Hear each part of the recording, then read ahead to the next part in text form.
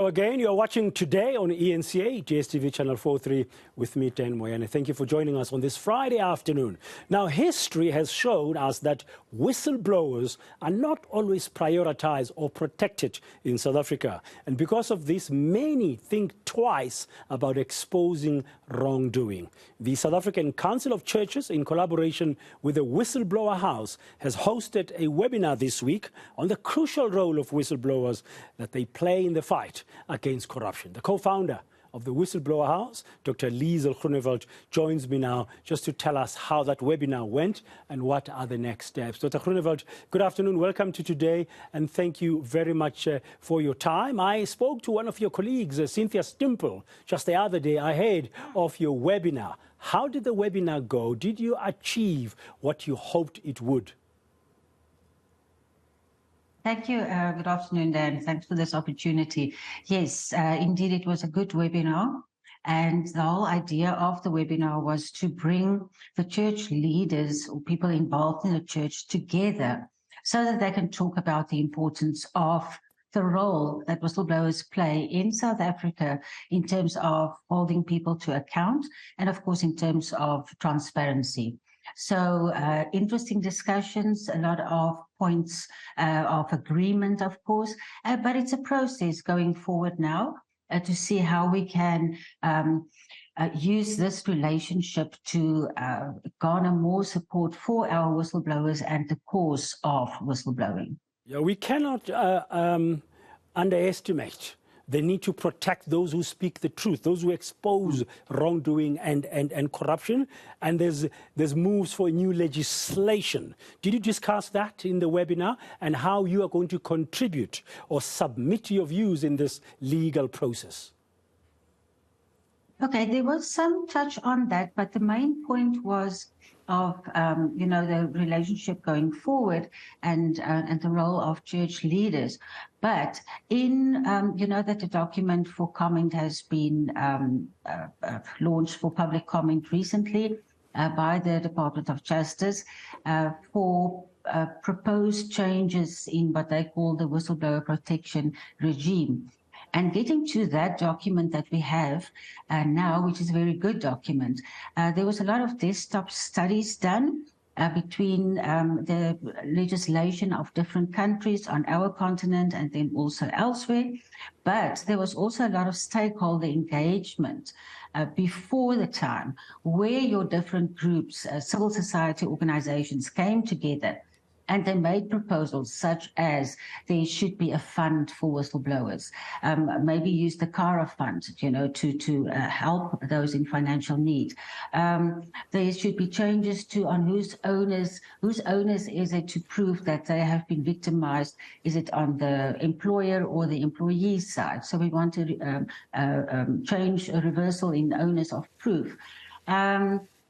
That the protection or that the definition of a whistleblower be included in the witness protection legislation, because currently one can only be protected by the witness protection legislation if you are a state witness.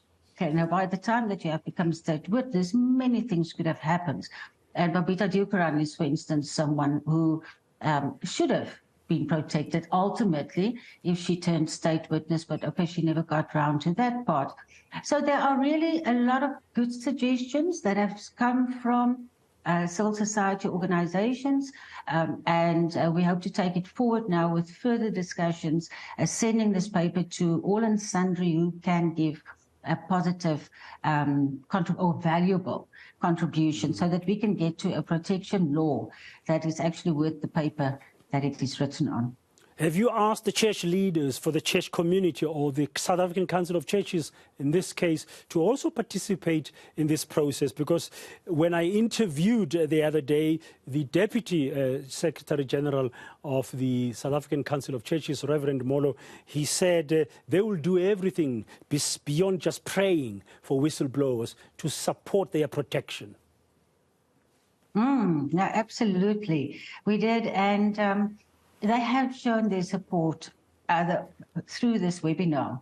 number one, they arranged it. So, you know, already that shows us the support that they're giving to us as an organization, but then ultimately it's all about the whistleblowers. It's actually just what it is about. And so they have already shown that beyond praying, they are willing to engage in, how can I put this now, active steps so that we can take this journey together.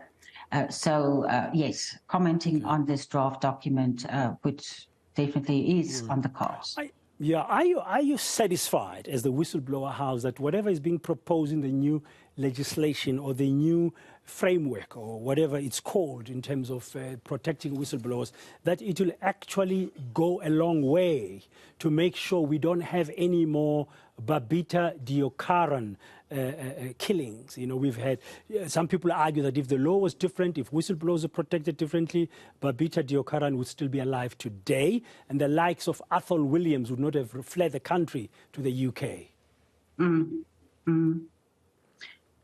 That, let me talk from a personal point of view.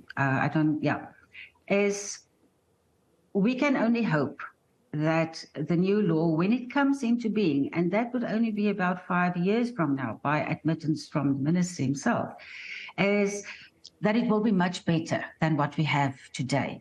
But now I have to say that having looked at all the legislations from the UK Bribery Act to the Australian protection, to Namibia's protection, Kenya, Canada, UK, none of them can provide 100% protection. And we also have to think about what is it that we mean with protection. Do we mean physical protection, or do we mean just protection from retaliation? Not just, but also protection from retaliation.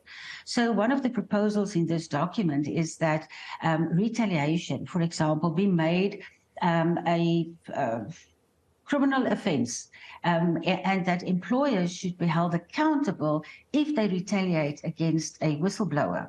Okay, and that, you know, either be a fine or delisting from JSE or whatever, that hasn't been dealt with in detail.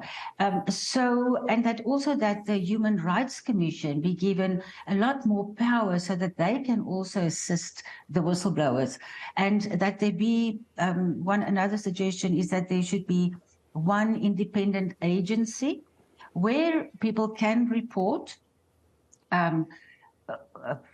wrongdoing, and that there also be investigations and further research being conducted there. That is very much in line with some international legislation. Dr. Groenewald, does the new, sorry to cut in there, does the new draft provide anonymity, so a whistleblower can give all the information anonymous so that their identity is not known, which could help with the protection?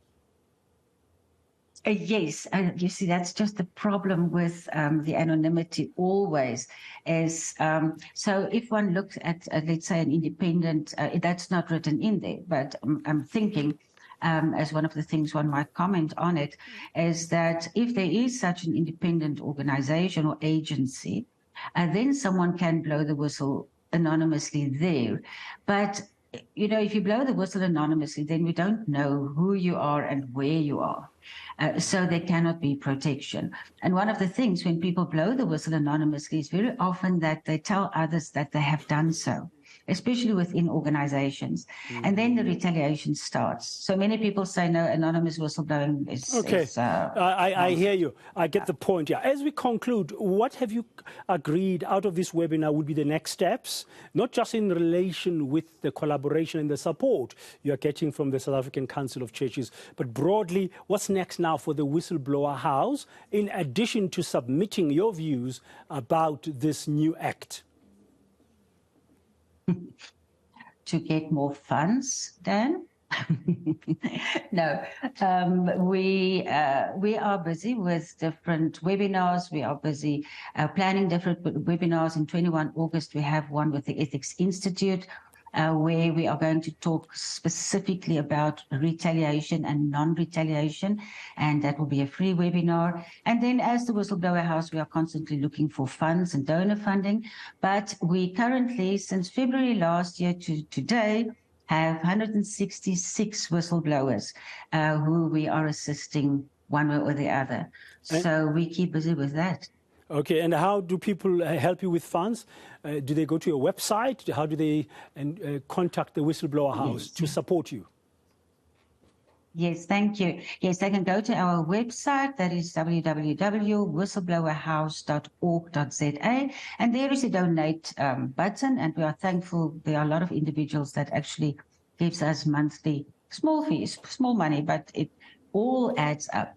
And yeah, so that's that. And then whistleblowers who are experiencing some form of retaliation, who needs some financial assistance, legal assistance, psychological, please go to our website. Our number is there, and you contact us and we will help you. You're doing brilliant work. It's not easy.